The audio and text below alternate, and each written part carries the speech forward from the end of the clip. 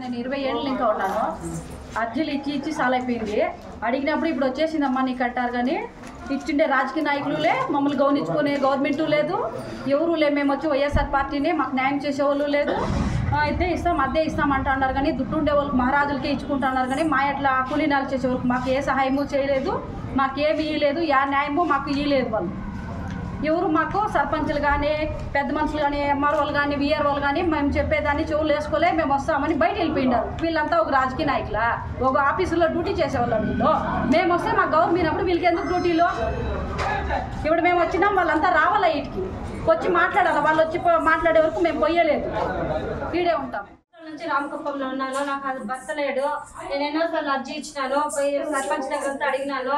గడప గడపకే వచ్చినాను భరత్ అన్న. ఆ రోజుకి చెప్పినాను పోయేసి, సార్ నాకేమేమి ప్రభుత్వం నుండి నాకేం అందలేదు సార్, నాకు భర్త లేడని చెప్తే పెన్షన్ రప్పించినా నాకు రాలేదు సార్ అని చెప్పినాను. ఆయన ఈమెకేం కావాలో చూడండి అంటే అప్పుడు అందరూ వచ్చినారు, సర్పంచ్లు వచ్చినారు, వాళ్ళు వీళ్ళు వచ్చి మేము చేస్తాం ముందుకు వచ్చినారు. మళ్ళీ అక్కడికి సచివాలయం దగ్గరికి వెళ్ళేసి అప్లై చేస్తే అప్రూవల్ ఉంది, ఇంకా అప్లై చేస్తారని చూపిస్తామన్నారు. కానీ ఈ రోజుకి ఇస్తాము, ఎలక్షన్ ముందు అందరికీ ఇస్తాము అని చెప్పినారు, ఈ రోజుకి ఇవ్వలేదు. నేను అదే అడిగితే అందరికీ ఉన్న వాళ్ళకే ఇచ్చినారు. నేను అడిగినందుకు మీకు వస్తుంది అన్ని క్యాన్సిల్ పెట్టామని చెప్తున్నారు. ఎవరిని నమ్మాలో అర్థం కావడం లేదు సార్.